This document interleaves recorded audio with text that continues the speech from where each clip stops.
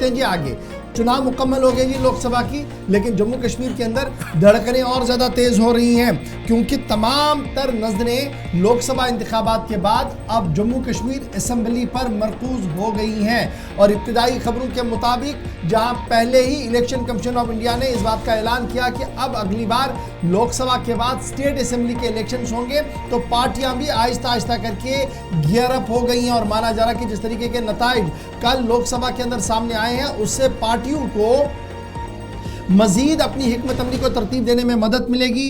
Political पार्टियां जहां gear up हुई हैं जम्मू कश्मीर के अंदर असम्बली इलेक्शंस के लिए, और वहीं पर माना जा रहा है कि जो स्ट्रेटजी अडॉप्ट करनी है मुख्तलिफ सियासी जमातों को, कल के नताइज ने उनके लिए एक बड़ा फ्रेमवर्क रखा है कि किस असम्बली सेगमेंट में किस तरीके की सूरत हाल है, वहां पर किस तरीके से काम करना होगा। उस ज़िमन में पार्टियां गियर अप हो रही हैं और आज से ही National Conference, Congress, People's Democratic Party समेत कई छोटी बड़ी सियासी जमातों ने अपने वर्करों के इजलास तलब करना भी तय किया है। यानी आने वाले 1-2 हफ्तों के दौरान आप देखेंगे जम्मू और श्रीनगर के अंदर मुख्तलिफ सियासी जमातों की तरफ से पार्टी कन्वेंशन और पार्टी वर्कर्स को तलब किया जाएगा, जिस दौरान मुख्तलिफ असेंबली सेगमेंट्स के अंदर है कोताहियाँ हैं, खामियाँ हैं, उन्हें किस तरीके से दूर किया जाए उस पर तबादला ख्याल किया जाएगा। अब जरा फटाफट से याद रखिएगा कि इवेंट्स क्या कुछ हुए हैं। जम्मू कश्मीर इलेक्शन जो जम्मू कश्मीर के हुए थे लास्ट टाइम, उससे पहले क्या कुछ हुआ। नवंबर 25 से दिसंबर 20, 2024 तक जम्मू कश्मीर असेंबली बराबर थी और 5 मराहिल में यहाँ पर चुनाव मुकम्मल हो गए थे। फिर 23 दिसंबर को जब आप देखेंगे तो रिजल्ट्स भी सामने आए थे हमारे पास 2014 में, और 2020 में 6 साल मुद्दत असेंबली ने पूरी की थी।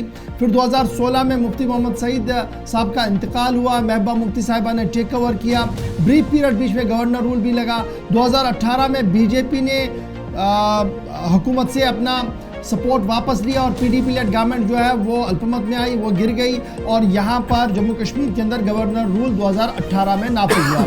नवंबर 2018 में स्टेट असेंबली को डिसॉल्व किया गया, उस वक्त के गवर्नर सत्यपाल मलिक साहब की तरफ से, यानी 2018 की बात है।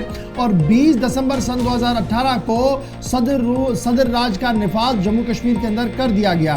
5 अगस्त 2019 को आर्टिकल 370 का एब्रोगेशन हुआ, जम्मू कश्मीर रियासत 2 हिस्सों में तकसीम हो गई।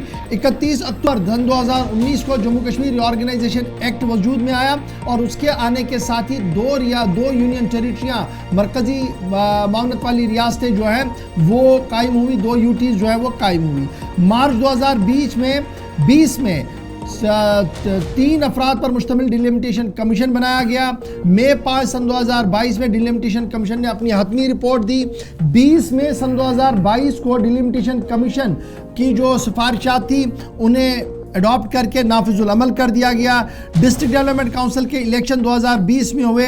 11 दिसंबर सन 2023 को सुप्रीम कोर्ट के अंदर एब्रोगेशन ऑफ आर्टिकल 370 का जो मैंडेट था उस पर हतमी फैसला आया, और इलेक्शन कमीशन को ये साफ कर दिया गया कि सितंबर 30 सन 2024 से पहले जम्मू कश्मीर के अंदर आपने स्टेट असेंबली के इंतखाबात करवाने होंगे। ये 11 दिसंबर सन 2023 को फैसला आया था।